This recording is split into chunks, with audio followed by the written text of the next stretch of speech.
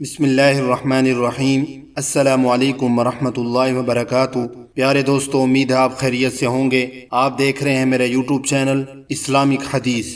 آج میں آپ کے سامنے پیارے حبیب صلی اللہ علیہ وسلم کی سیرت کو بیان کروں گا۔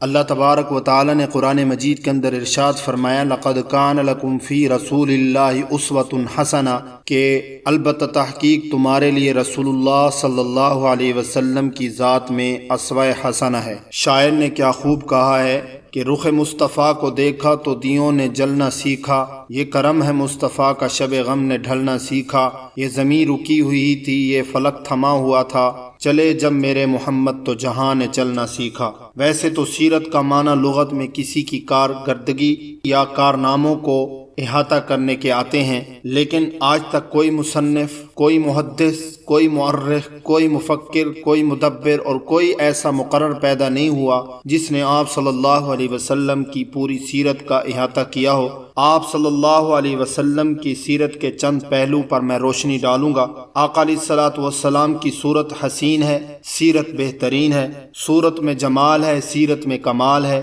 آقا علیہ الصلوۃ والسلام کی سیرت کا باب اتنا وسیع ہے کہ اما عائشہ صدیقہ پیغمبر علیہ الصلوۃ والسلام کی رفیقہ فرماتی ہیں کہ سارا قرآن میرے مصطفیٰ کی سیرت ہے۔ آقا علیہ الصلوۃ والسلام امی ایسے ہیں کہ ساری کائنات میں ان جیسا استاد نظر نہیں آتا، استاد ایسے ہیں کہ ساری کائنات ان کی شاگرد ہے، یتیم ایسا ہے کہ نہ باپ نہ دادا پورے مکہ میں لوارث نظر آتے ہیں، اور وارث ایسا ہے کہ ساری امت لوارث کا وارث ہی محمد صلی اللہ علیہ وسلم ہے۔ حسین ایسا ہے کہ یوسف علیہ الصلوۃ والسلام کو دیکھنے والوں نے انگلیاں کاٹی، لیکن آقا علیہ الصلوۃ والسلام کو دیکھنے والوں نے اپنے بچے شہید کروائے، گردنیں کٹوائیں، جانیں قربان کر دیں۔ حسین ایسا کہ خدا نے اپنے محبوب بنا لیا۔ حیا اتنا ہے کہ عرب کی کنواری لڑکیاں بھی حیا کا مقابلہ نہ کر سکیں۔ نرم دل اور مہربان اتنا ہے کہ ساری زندگی کسی کو انگلی کا اشارہ بھی نہ کیا۔ آقا علیہ الصلوۃ والسلام کی عجیب سیرت ہے۔ بیک وقت حضور صلی اللہ علیہ وسلم میں دو چیزیں ہیں، آقا بہادر بھی ہیں، شریف بھی ہیں، حسین بھی ہیں، باحیا بھی ہیں، امی بھی ہیں، استاد بھی ہیں، یتیم بھی ہیں اور وارث بھی ہیں۔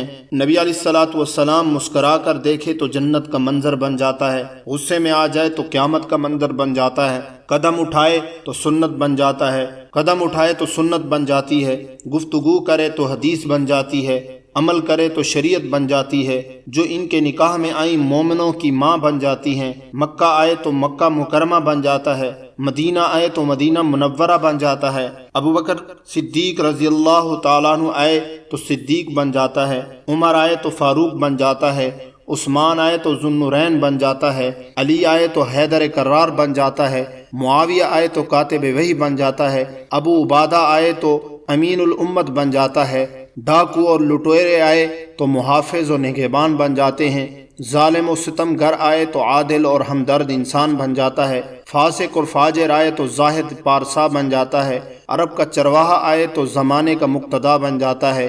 یہ سب کچھ کیسے ہوا؟ کیوں کر ہوا؟ یہ انقلاب کیسے آیا تھا؟ یہ انقلاب حضور صلی اللہ علیہ وسلم کی محنت سے بپا ہوا تھا۔ یہ انقلاب حضور صلی اللہ علیہ وسلم کی سیرت پر چلنے اور عمل کرنے سے بپا ہوا تھا۔ یہ تبدیلی سیرت النبی صلی اللہ علیہ وسلم کی انقلابی تعلیمات کی برکت سے آئی تھی۔ یہ تغیر سیرت النبی صلی اللہ علیہ وسلم کو اپنا امام اور مقتدا بنانے سے پیدا ہوا تھا۔ آج بھی وہ ہدایت ربانی اور دعوت آسمانی موجود ہے۔ سیرت کے جلسے بھی بہت ہو رہے ہیں، عید میلاد النبی کے لیے بڑے بڑے جلوس نکالے جا رہے ہیں، بارگاہ رسالت میں نذرانہ عقیدت پیش کرنے میں کوئی کوتاہی نہیں کی جا رہی، لیکن وہ فضا، وہ ماحول نہیں بن رہا جو صحابہ کے دور میں تھا۔